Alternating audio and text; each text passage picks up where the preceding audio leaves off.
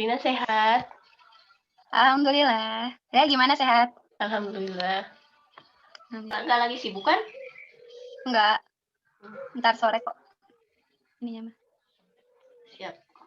Ingin sharing-sharing aja sih sebenarnya mah. Seputar muslimah lah ya. Kayak permasalahan-permasalahan terjadi gitu. Mulai dari mana nih? Permasalahan yang mana? Soalnya kalau bahas muslimah tuh dua kali kan ya. Kan sekarang lagi rame nih ya.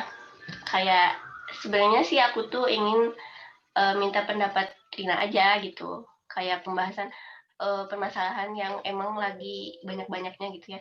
Kayak isu feminisme yang lagi lagi rame gitu ya, dibahas di mana-mana.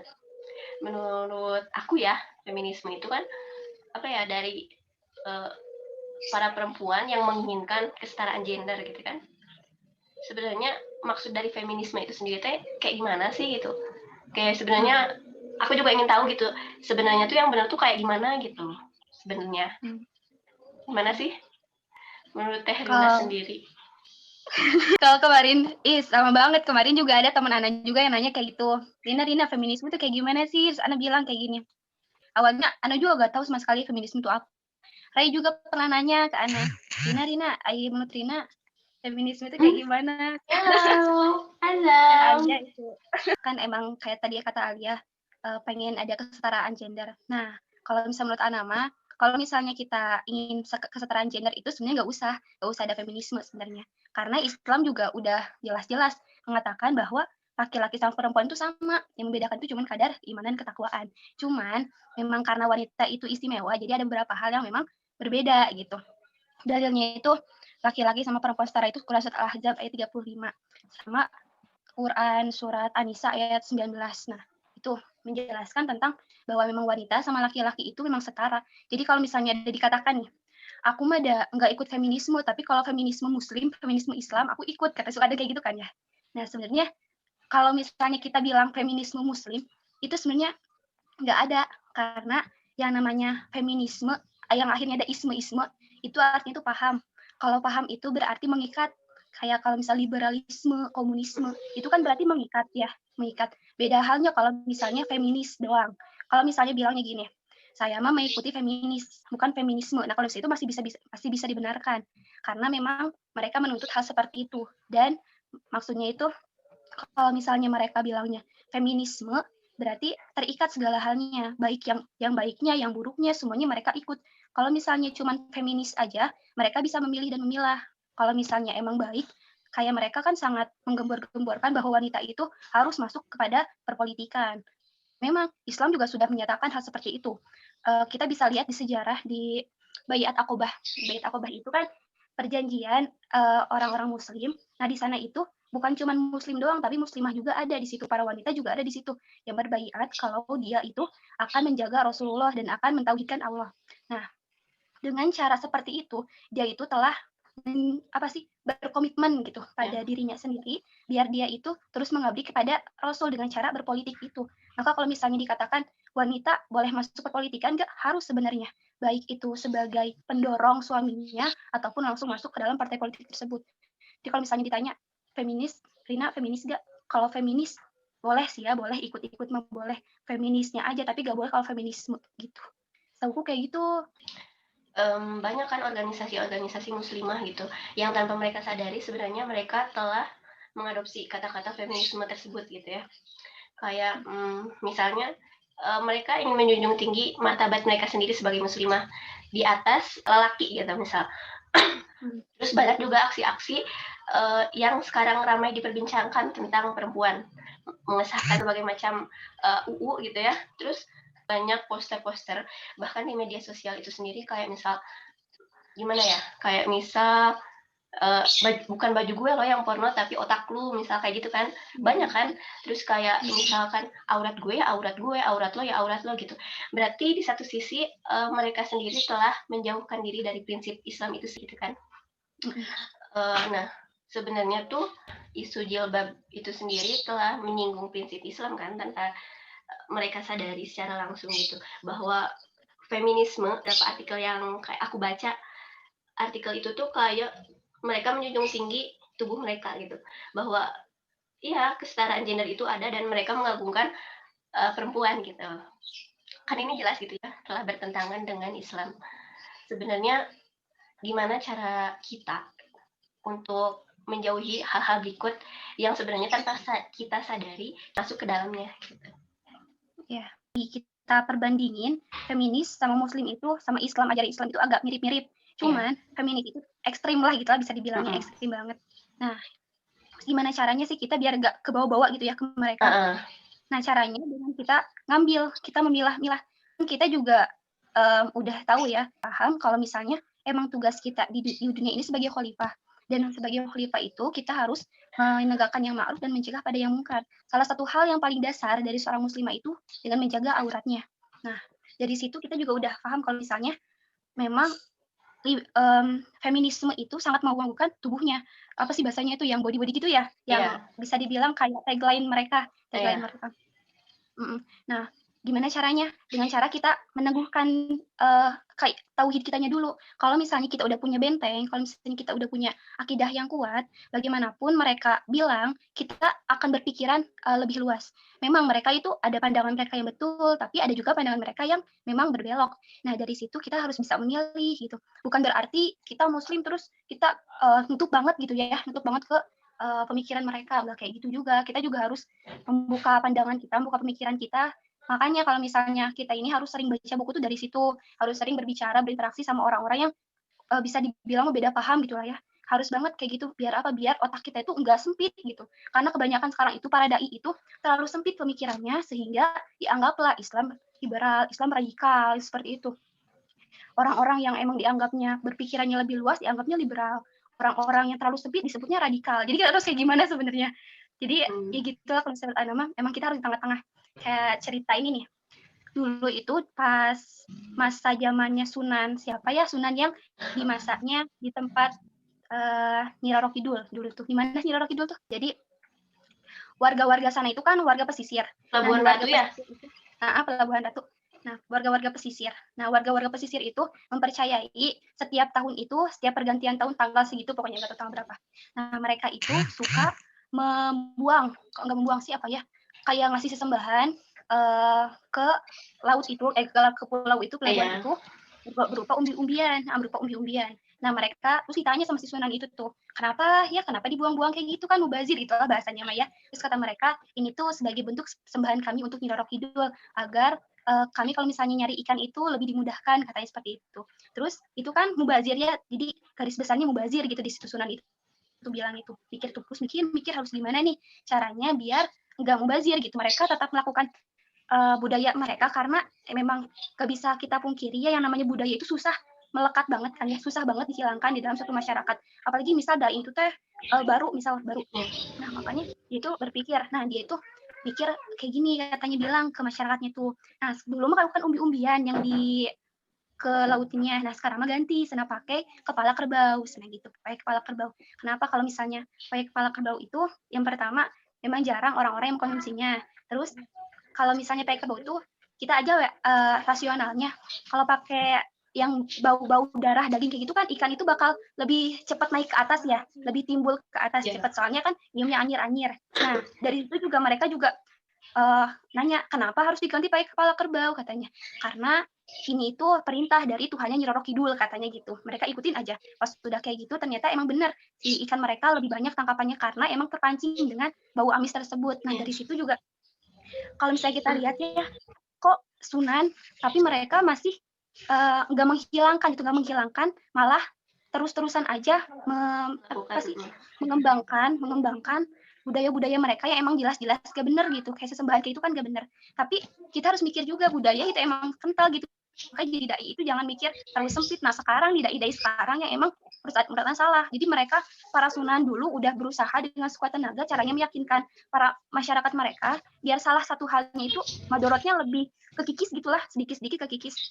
Nah, mereka sekarang dai-dai sekarang malah pada nyalah-nyalahin dasar bid'ah. Jadi sekarang tuh gampang membid'ahkan dai-dai sekarang itu. Padahal kita nggak tahu perjuangan para Sunan sebelum seperti apa. Gitu. Jadi sekarang mah muktasid yang tengah-tengah aja, apalagi kita yang masih emang masih tahap belajar, masih juga belum tahu yang pasti yang mana. Tapi selama kita memiliki landasan, memiliki benteng Islam, kita paham, kita harus bisa memilah. Seperti itu mungkin. Dari segi kita menyikapi hal-hal yang ada di sekitar kita gitu ya. Dengan kayak menjawab berbagai pertanyaan yang ada di sekeliling kita gitu. Kayak sebenarnya seberapa penting sih hijab itu sendiri gitu. Sementara yang kita tahu akhlak itu salah satu modal kita untuk menjadi seorang muslim yang sejati gitu. Dan orang-orang akan membandingkan jilbab itu sendiri dengan akhlak dari seorang pemakai jilbab tersebut. Nah, dari sisi sini banyak pandangan negatif tentang akhlak tersebut gitu ya. Ketika hijab yang mereka pakai terlalu panjang atau misal hijab mereka pendek atau berbagai macam gitu. Kita mungkin juga tahu gitu di sekeliling kita banyak sekali permasalahan tentang jilbab yang dipermasalahkan gitu. Sebenarnya sikap kita dalam pandangan tersebut dan bukan memberitahu sih, bagaimana ketika orang bertanya tentang akhlak dan hijab itu sendiri. Karena namanya manusia gak akan pernah luput dari dosa. Dan emang namanya manusia itu menurut Ana harus menetapkan atau mempunyai prinsip filosofi sepeda ini. Filosofi sepeda itu jadi harus terus bergerak dan harus terus memperbaiki diri. Nah, kita ini harus terus bergerak dan memperbaiki diri. Dimana kita ini kan emang gak pernah ada manusia yang selalu baik gitu ya. Walaupun dia sudah berkerudung panjang ataupun berniqab, dia nggak bisa dipastikan tuh dia bisa terus-terusan melakukan hal kebaikan. Mungkin di luar dia melakukan banyak hal kebaikan, tapi kita nggak tahu pas dia sendirian kayak gimana, pas di dalam keadaan sepi dia kayak gimana. Kita kan nggak pernah tahu, cuman Allah yang tahu. Nah, di situ kita juga harus tahu bahwa manusia punya batasan gitu. Manusia nggak pernah selamanya sempurna, maka jangan berharap pada manusia seperti itu. Jadi jangan sampai kita mikir dia udah berhijab, berniqab, dia pasti akhlaknya baik, nggak juga kayak gitu. Tapi emang kita ini harus pertama sebelum kita ke orang lain ke diri kita sendiri juga ya, ke diri kita sendiri menanggapi orang-orang yang berpikiran seperti itu. Nah, diri kita, apakah diri kita bisa menentang perbicaraan mereka yang seperti itu? Mereka bilang misal nih kerudung si A udah panjang, dia pasti akhlaknya kayak gini. Tapi kok dalam hal seperti ini dia seperti ini, dia ini kayak gini kayak gini. Jadi terus aja dibanding-bandingkan sehingga menjadi suatu kayaknya tuh jadi masalah gitu. Emang kenapa salah gitu pakai kerudung panjang gitu? Emang karena pemikiran yang liberal itu sendiri, Budaya terus tersebut. karena emang ya karena pemikiran yang liberal itu bebas itu sehingga orang-orang tuh berpikirannya tuh yang aneh-aneh. Tapi kalau misalnya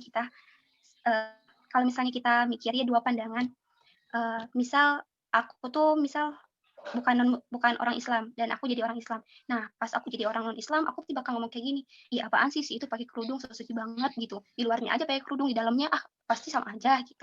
Tapi kalau misalnya kita sebagai muslim, kita mikirnya kayak gini gitu. Dia pakai kerudung, pasti dia juga nggak selamanya baik, tapi setidaknya ada salah satu dosa yang sudah dia tutupi gitu. Kita nanggapi mereka atau menjawab pertanyaan-pertanyaan mereka yang seperti itu. Sebaiknya kalau menurut saya nggak perlu ditanggapi dengan pembicaraan, tapi tanggapi dengan aksi kita, dengan pembuktian kita bahwa kita juga nggak selamanya baik, tapi kita juga berusaha menjadi orang baik. Kita juga tahu gitu ya, tidak perlu keluar dari pembahasan Islam itu sendiri. Sebenarnya tentang hijab itu ada dua ulama yang berpendapat gitu. Yang pertama bahwa hijab itu menutupi seluruh yang Allah perintahkan, dan yang satunya lagi menutupi sebagian dan berpakaian sopan gitu ya. Sebenarnya dari dua hal itu kita sendiri juga bisa membandingkan mana yang lebih baik untuk kita pribadi gitu. Nah, kan kalau misalkan hijab itu sendiri pemakaiannya ada yang memang dari awal karena keterpaksaan, juga ada yang memang karena keinginan hati. Kayak misal sebuah pakaian kita pakai dengan bangga, maka orang lain akan melihat kita bahwa pakaian itu bagus gitu ya. Kalau dari diri kita sendiri, kita bangga dengan pakaian kita pakai gitu. Nah, menurut aku pribadi, ketika kita bangga dengan pakaian apa yang kita pakai, maka orang lain akan melihat kita dengan baik. Nah, sebenarnya yang ingin aku tahu gitu, bagaimana cara kita bangga terhadap pakaian yang kita pakai sendiri gitu. Sehingga orang lain pun dengan sedikit demi sedikit bisa mengikuti apa yang kita pakai gitu. Ya.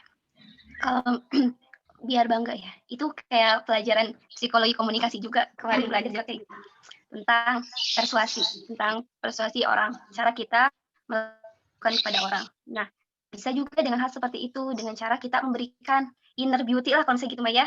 Jadi dalam diri kita, semangat kita, kayak kecintaan kita terhadap apa yang kita pakai. Nah, itu juga memang sangat berpengaruh kepada orang lain.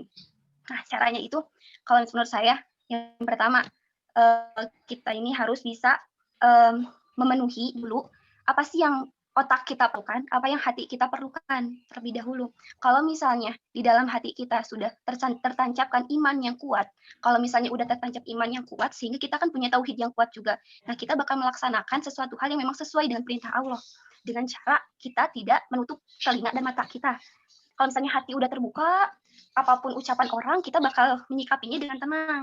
Nah, dengan cara seperti itu, mungkin orang lain juga, misal kita nih muslimah, pakai kerudungnya panjang, pakai handshake, pakai kaos kaki, misal, sama orang-orang yang emang belum dapat keberuntungan seperti kita mendapatkan hidayah lah, bisa dibilang hidayah.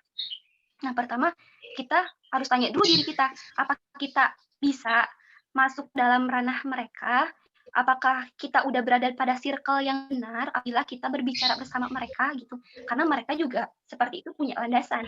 Mereka berbicara berperilaku seperti itu, mereka juga punya hal apa yang mereka harus pertahankan gitu. Maka kita juga harus tahu. Kita juga harus tahu pertahanan diri kita itu kalau misalnya kita mau mengajak mereka itu apa gitu. Yang pertama ya pasti mengisi dulu akal kita dengan sebanyak-banyaknya ilmu. Terus membuka hati kita. Selain itu kita juga harus cerdas dalam bertindak sesuatu hal sesuai dengan norma kemanusiaan. Di sini tuh, jadi kita ini yang namanya muslimah tangguh itu gak cuman yang berpakaian menutup aurat, terus kerudungnya panjang-panjang, datang ke majelis taklim, tapi juga dia yang punya norma kesosialan yang tinggi. Dia punya rasa sosial yang tinggi kepada orang lain. Seperti dia banyak terjerumus, dia banyak masuk pada ranah-ranah sosial. Nah, di sana dia bakal bertemu banyak orang kan. Di sana dia bakal bertemu banyak orang. Nah, di sana itu tentuin tuh, oh di sana itu tempatku buat berdakwah gitu. Sehingga yang namanya dakwah itu kan meminta segala hal dari kita, baik itu tenaga kita, pikiran kita, hati kita, semua diambil sama yang namanya dakwah itu. Maka kalau misalnya kita udah pengen terjun berdakwah, kalau misalnya kita udah punya ilmunya, hati kita udah bisa, walaupun misal ilmu kita baru segitu-gitu aja, misal ilmu-ilmu yang liko-liko doang biasa kayak gitu, tapi hati kita udah bulat, pengen mengajak mereka, kita bisa. Tapi asalkan kita juga harus masuk ke dalam circle mereka gitu. Nah, itu yang sebenarnya jadi masalah kita ini. Orang-orang yang ngajak itu kadang-kadang dia udah bertekad masuk pada circle mereka, tapi malah orang itu yang kebawa gitu. Karena apa? Karena ilmu mereka yang kurangnya.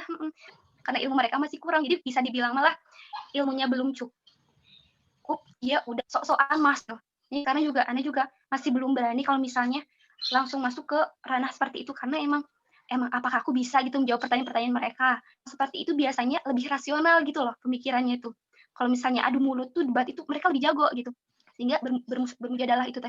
Nah, sehingga kita juga harus bisa ngasih imun dulu ke diri kita. Kalau misalnya kita udah bisa ngasih imun ke diri kita bakal bisa terus. Yang paling penting itu ibadah kitanya dulu. Ibadah kitanya udah sempurna belum? Sholat kita udah di awal belum?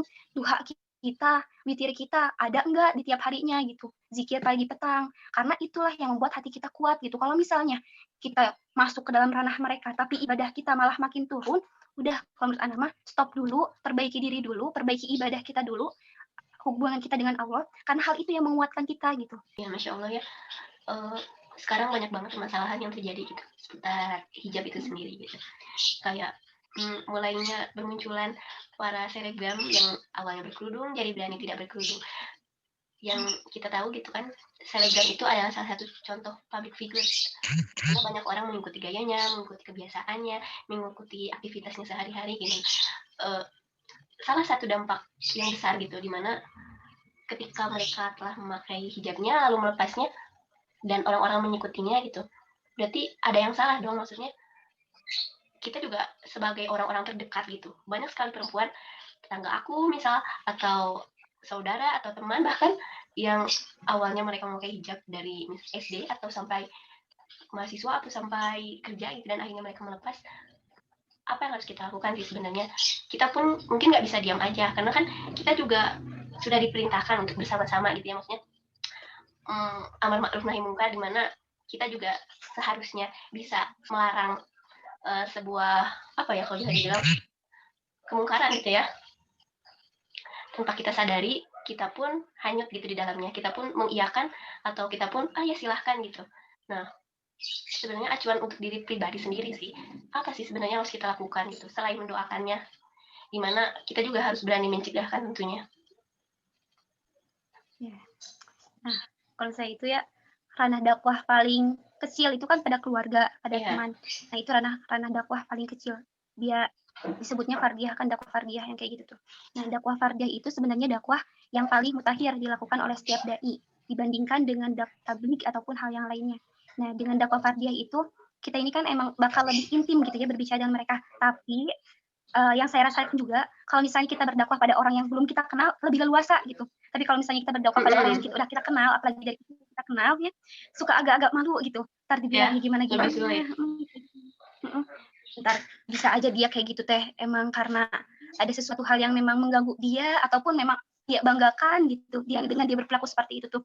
Tapi kita juga nggak bisa tinggal diem. Ya Nah, udahlah, aku kamu gitu. Nggak bisa ya, kayak gitu ya karena kita juga punya sisi sosial. Kita punya sisi sosial, kita punya kewajiban gitu. Nah, kalau misalnya mendoakan itu teh paling akhir gitu ya. Pertama kan dengan perkataan, kalau nggak perkataan kekuasaan, terus ke kekuasaan hati. Nah, perkataan sebenarnya emang lebih mudah buat kita, tapi nggak mudah gitu dilaksanakannya. Yang namanya juga dakwah nggak mudah dilaksanakan gitu kan. Itu kalau orang kayak gitu tuh harus sering-sering diajak jalan, ajak main, ajak ngobrol curhatan bareng. gitu ya. Intinya harus nyampe kita deket. Jadi yang pertama tuh hatinya dulu yang deketin. Kalau misalnya hatinya udah deket, terus kalau misalnya dia udah mulai nih buka pembicaraan, misal aku kayak gini teh sebenarnya mah aku teh malu karena emang dulu aku nggak kayak gini kan, tapi sekarang aku lepas kerudung karena emang orang-orang kayak lebih nganggap aku lebih cantik tuh dengan cara seperti ini, misal kayak gitu. Hmm. Ya aku tuh merasa lebih harga itu dengan cara aku seperti ini gitu.